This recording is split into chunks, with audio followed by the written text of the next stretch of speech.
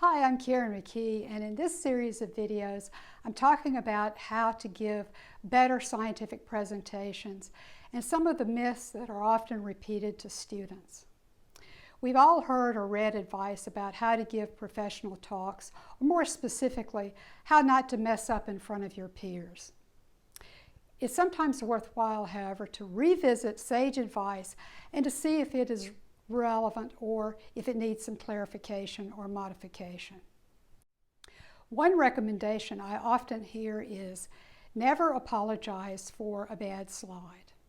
Yet many of my colleagues seem not to have ever heard this one. They continue to put up slides with long tables filled with data in fonts so small that it's impossible to read even from the front row.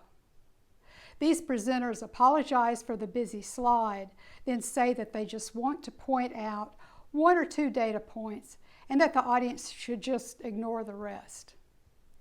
Well then, why not create a slide with those one or two important data points in large font? It's easy enough to do in PowerPoint. The audience will be able to read the values and can concentrate on them. Better yet, add a graphic or photo that emphasizes the relevance of those data to the point you are trying to make. As in this slide, showing reduction in fish size in commercial landings.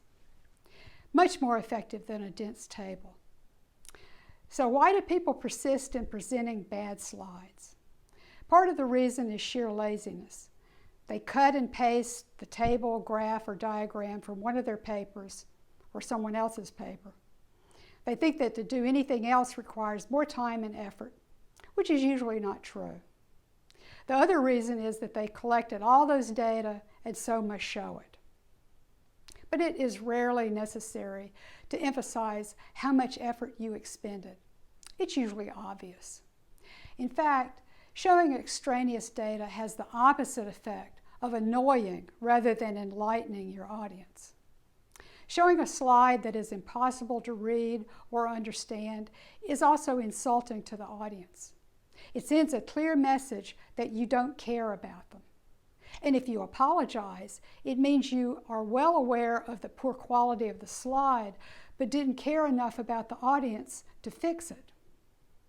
The advice about never apologizing for a bad slide suggests that it's fine to use bad slides as long as you don't acknowledge it. Actually, most of us realize that this advice means never use a bad slide. However, it's easy for novices to misinterpret this advice, which is why I bring it up. I should mention here that using tables and complicated graphs or diagrams in posters is fine because the viewer has the time to digest them and likely wants to see the details. I would amend this recommendation to be, you should never have to apologize for a bad slide.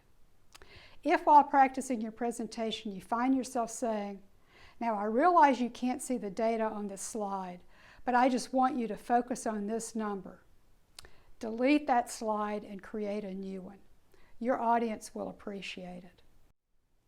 Thanks for watching, and please subscribe so you don't miss future videos about how to improve your scientific writing and speaking.